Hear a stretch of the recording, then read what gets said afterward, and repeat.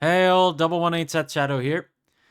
Let's go ahead and get started with today's market watch. And the first thing we're going to talk about is the pre-sale pre-orders of the next set 9, Duet of Dawn and Dusk. This is a very highly anticipated set for introducing support for Abyss's newest top contender, which is going to be vampires and bats. And in addition, Runecraft is also going to be getting some pretty significant support for Dirt Rune as well. And there will be various other things to buff up other crafts, and even within Rune and Abyss, we have some other factors. But those are the two primary decks that we're looking at least based off of historical tournament success in Japan. In particular, because they also use their two deck format for one of the bigger tournaments for it, where almost every single two deck pair utilized vampires at the very least. So, Duet of Dawn and Dusk is starting with pre orders at $1,500 a case and then $75 a box. But again, this is just TCG Player.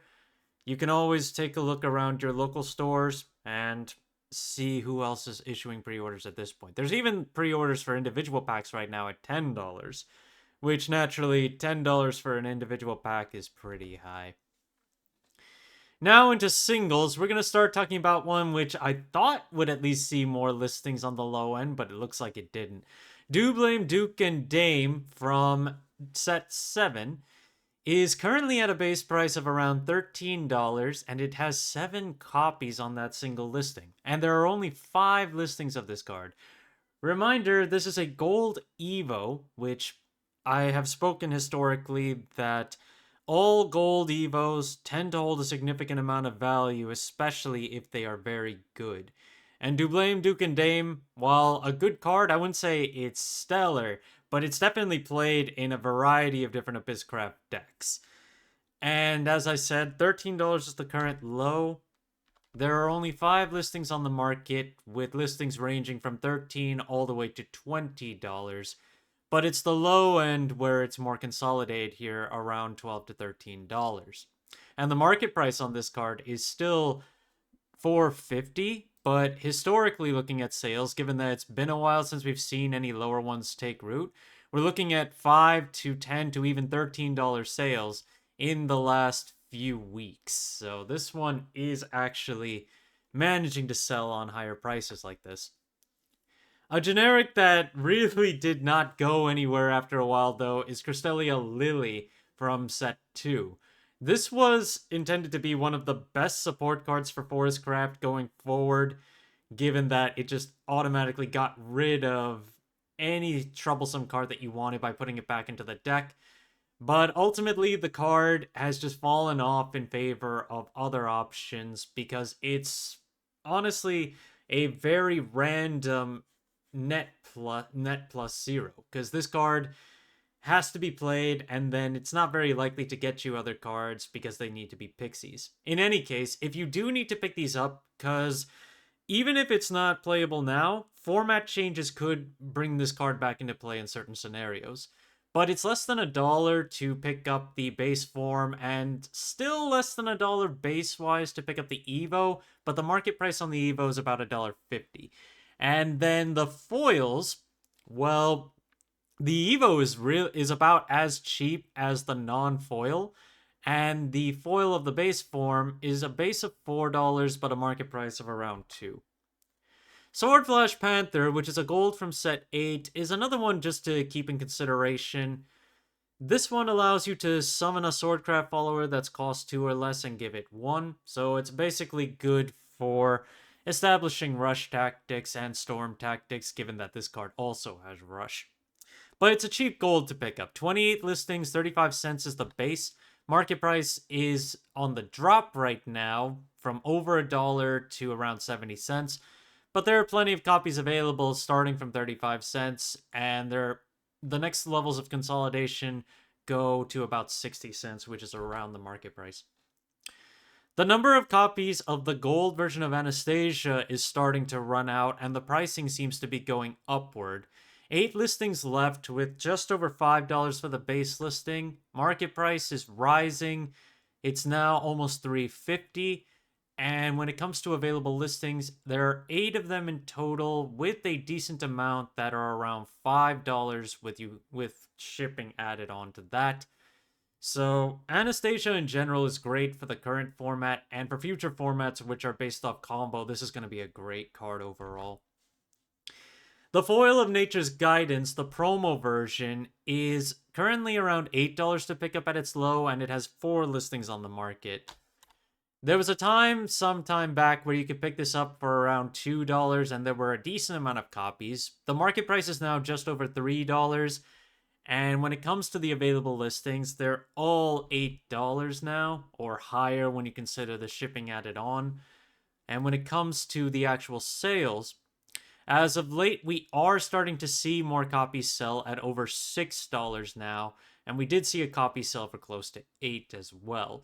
So Nature's Guidance is another great generic for Forestcraft. More generic, I'd say, than Lily is, and given that this is a foil version, it's played in Puppet as well, and futuristically, it could see a whole lot more play. Japanese price-wise is also another factor I'd like to put in here, as I saw pricing on this foil in the double digits as far as yen goes, so effectively, I would say that this thing could kind of just hold around this point. Akari Sujino, which is an Idolmaster Dragoncraft support card, seems to be low on listings right now. There are 5 listings on the regular legendary from $4.50, and the market price is just around $4. While the super legendary only has 2 listings from $50, and the market price here is around $9. She also has a leader card from Idolmasters, which has 5 listings on the market from $75, and the market price is just a little bit higher at about $78. Malneric Omen of Lust has seen a bit of a drop-off on its legendary, but it's still more expensive than it used to be. Just over $8 with a market price close to $5, while the super legendary has a $32 price tag and a market price almost at $5.50. The ultimate rare has also been bought out to the point of $87, while the market price is currently around $50. Now we're going to talk a bit about premium foil cards that are basically off the market right now. We're not going to go into these in detail. I'm just going to be going over them. The first is Total Domination. There's a single listing available at $184.25. So basically, it's out of stock. You have Servant of Disdain, which is also just completely out of stock. You have Disciple of Disdain, which is also completely out of stock. I think you see a trend here for this one where Disdain is popular when it comes to just building the deck. Even though the deck is not necessarily top tier, it's still a strong deck overall and popular. Whispers of a Dream, we've talked about this quite a few times, but right now there's only 1 listing at $100, so basically bought out. Nana Abe for Amulet Haven has a really funny price, which is too long to even discuss as just talking. We're just going to say this is gone. Monochromatic Destruction for Lishena is also gone. This one, let me just check where it last sold at. $3.04 was the last one on this one. Well, at least market price-wise, that's what it was, and the high was about $5.